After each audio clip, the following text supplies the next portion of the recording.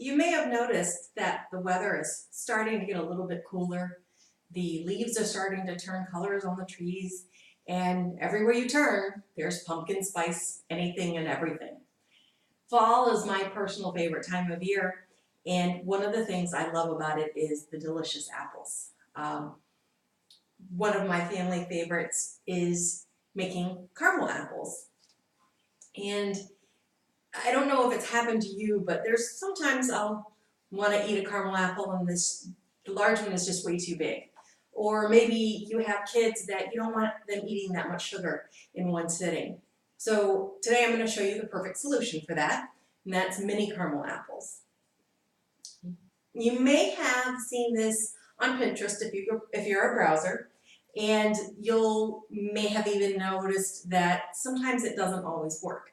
Plan on giving you some tips and tricks to ensure that it does work for you. So to start off, we're going to go over the supplies that you'll need. I am going to use the crock pot method for warming my caramel. So I have a crock pot. I have 2 medium glass bowls. I actually have mine already going. So about this size. You'll need water. You will need some parchment paper and a cookie sheet, some paper towels, a melon baller,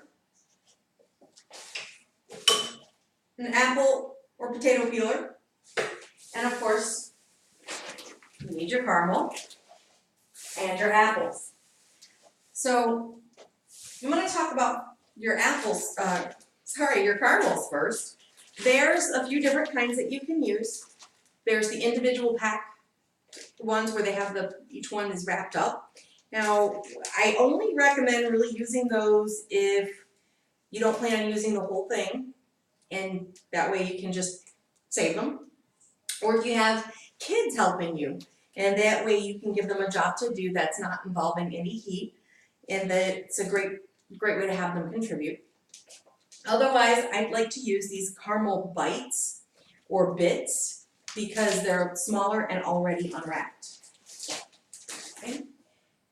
And then as far as apples go, I choose to use Granny Smith apples because they are really tart and very, very crispy, so they hold up against that sweetness of the caramel very well. Of course, you can use any type of apple that you prefer.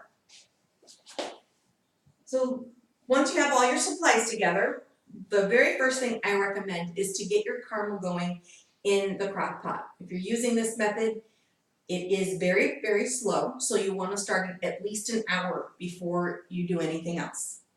To do it in the crock pot, you're going to want to put some warm water in the crock pot, have it on low, but you'll only want to fill it up a quarter of the way, maybe halfway, depending on how big your bowl is. So really you only want it coming up to here on your bowl because you want to be careful that none of the water gets inside.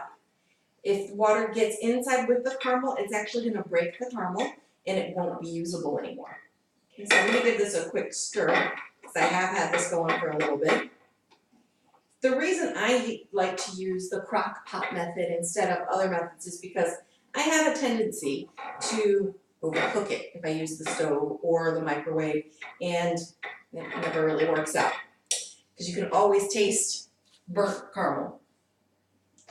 So once you have this going about to the temperature that you want, you're going to want to go ahead and peel your apple. So you get your apple nice and peeled.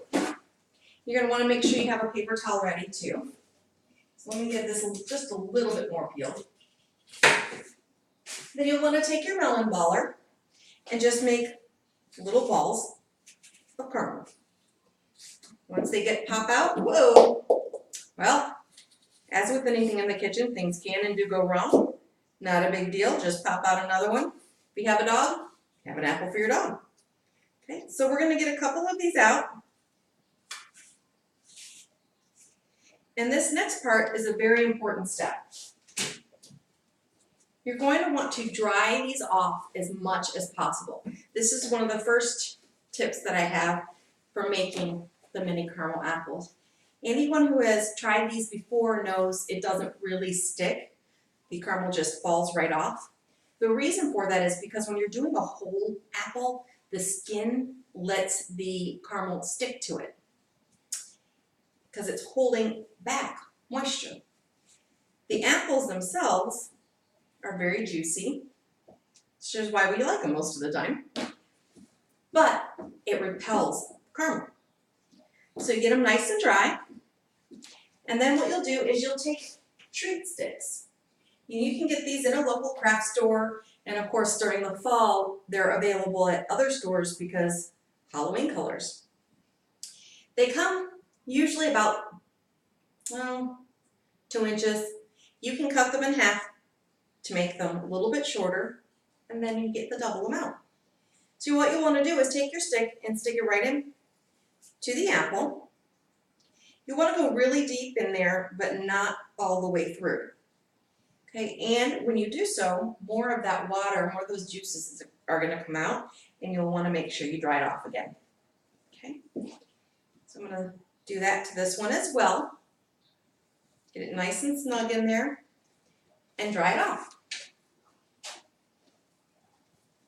Okay. Now, right before you're ready to dip your apples, you're going to want to get a glass of ice water. So I have, or the other bowl that you have, fill it with some ice and some water. And this is going to be the second part of the trick to getting the caramel to stick. So what we're going to do is we're going to first dip the apple into the caramel. And we're going to want to make sure that we get it completely covered, even where the stick meets the apple. We want it 100% covered. And unfortunately you can't see inside of here, but what I'm doing is I'm using the spoon to help ensure that the caramel sticks to every little part. And once completely covered, we'll take it out of here. It's going to want to drip a lot.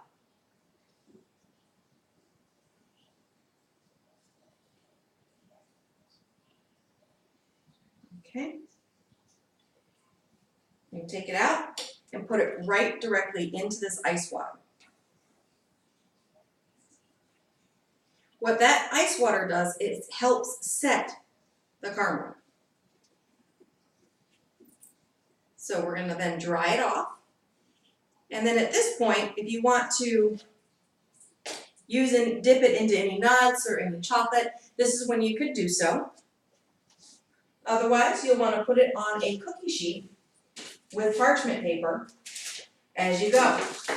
So we'll have all of our mini caramel apples lined up here. We'll see if we can get one more done.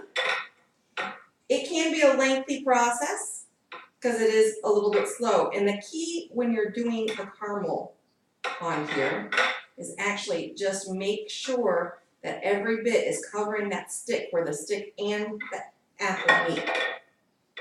Okay, stick it in here. Again, you don't have to hold it in there too long, just a few seconds will do. And it sets the caramel right on the apple.